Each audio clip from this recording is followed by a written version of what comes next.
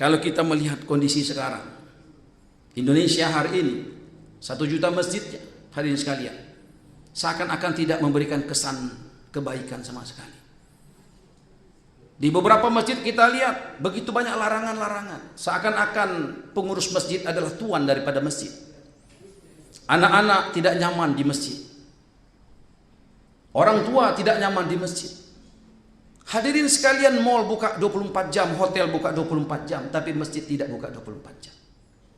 Hadirin sekalian, 1 juta masjid ini harusnya menyumbang begitu banyak kebaikan bagi Indonesia. Baginda Nabi membangun 1 masjid, tapi kebaikannya tersebar di seluruh alam. Kenapa 1 juta masjid seakan-akan tidak memberikan kebaikan sama sekali? Hadirin sekalian, masjid hari ini, amalan-amalan masjid tidak menjadi prioritas. Harusnya bukan fisik masjid, tapi amalannya. Hadirin sekalian, kami berkunjung ke perumahan Hakim Agung. Ada Rodotul Hakim di sana. Dulu masjidnya kecil, pengurusnya larangannya banyak. Dilarang tidur di masjid, dilarang makan di masjid, dilarang minum di masjid, dilarang ke WC, semuanya banyak betul. Akhirnya masjidnya sepi, dan kemudian pengurusnya mati. Ganti pengurus Pak Paujan, berubah cakrawalanya. Bagaimana menjadikan masjid menjadi tempat menyenangkan. Alhamdulillah sekarang Grab datang ke masjid. Walaupun tadi tidak sholat, hanya ke WC dibiarkan. Tapi lama-kelamaan Grab pun sholat di sana. Disediakan makanan di sana. Disediakan es krim untuk anak-anak di sana. Subhanallah, hari ini masjidnya 4 lantai. Jamaahnya penuh tumpah ruah. Setiap Jumat disediakan ribuan kotak makan makanan. Bapak hadirin sekalian, singa ganas saja dari hutan kalau dikasih makan, hari-hari dikasih makan, lama-lama jinak itu singa. Kenapa umat hari ini tidak jinak ke masjid? Saya tanya kepada anak-anak muda yang di terminal, kenapa kalian tidak ke masjid? Mereka katakan, Pak, kami bukan nggak mau ke masjid, kami ke masjid malas. Di masjid sombong-sombong, Pak.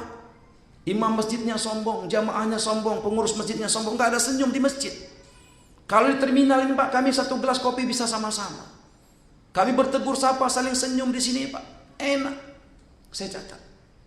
Kami datang ke mall, kami tanya anak-anak ABG, kenapa kalian tidak datang ke masjid? Masjid panas, Pak. Di mall dingin.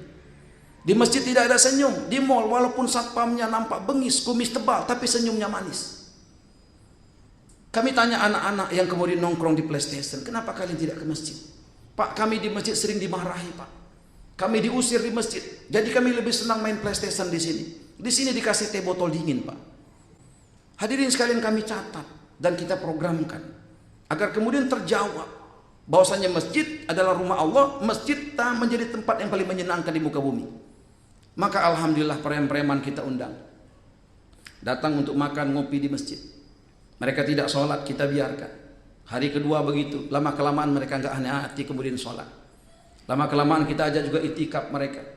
Ajak mereka memikirkan agama, ajak mereka mengusahakan agama dari masjid ke masjid, dari kampung ke kampung. Hari ini anak-anak muda yang tadinya orang tuanya tidak lagi menganggap mereka sebagai anak, hari ini mereka ditanya terus sama orang tuanya. Kita minta anak-anak muda tampil ke depan. Mantan-mantan preman tadi dengan tatonya tampil ke depan membaca kitab. Mereka katakan, Pak, saya nggak bisa bahasa Arab. Enggak usah dibaca Arabnya. Saya juga nggak ngerti bahasa Arab. Udahlah, kamu baca yang kamu ngerti aja, bahasa Indonesia aja. Maka dia baca padilahnya sholat, bahaya meninggalkan sholat. Belum dibaca preman ini menangis, Pak. Tato kiri, tato kanan, menangis. Orang tanya, Pak, kenapa kok disuruh preman yang baca? Nggak apa-apa, biarkan saja. Daripada megang botol, mendingan megang kita. Subhanallah, maka kelamaan mereka memperbaiki bacaan Qur'annya. Kita minta mereka mengumandangkan azan. Beda ketika mereka mengumandangkan azan. Hati kita teriris-iris, Bapak sekalian.